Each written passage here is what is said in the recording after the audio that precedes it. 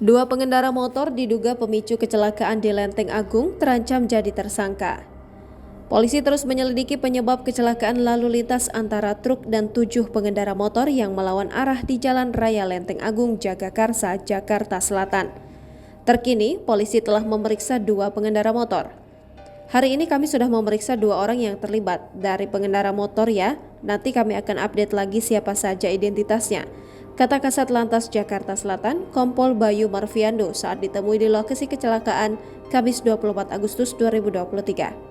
Lebih lanjut, Bayu menyebutkan para pengendara motor yang melawan arus saat kecelakaan itu bisa dijadikan tersangka. Mereka bakal ditetapkan sebagai tersangka apabila terbukti melakukan kelalaian yang menyebabkan kecelakaan lalu lintas.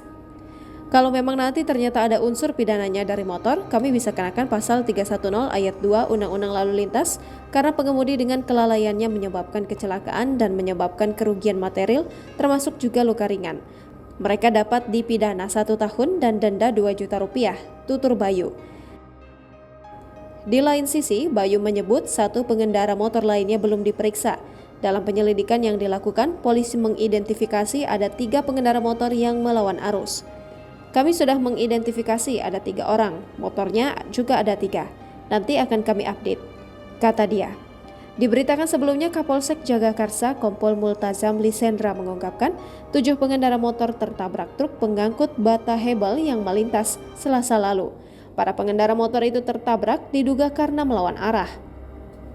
Terjadi kecelakaan lalu lintas di Jalan Raya Lenteng Agung arah Depok sekitar pukul 7.00 waktu Indonesia Barat, kata Multazam saat dikonfirmasi.